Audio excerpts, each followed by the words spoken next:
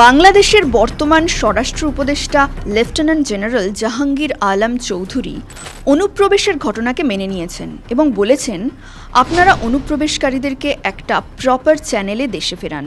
আমরাও বেআইনিভাবে প্রবেশ করা অনুপ্রবেশকারীদেরকে প্রপার চ্যানেলে নিজেদের দেশে পাঠাই। আমরা যদি দেখি তারা আমাদের ভাই, আমাদের দেশের নাগরিক, তাহলে আমরা আমাদের দেশে তাদেরকে ঢুকতে দেব।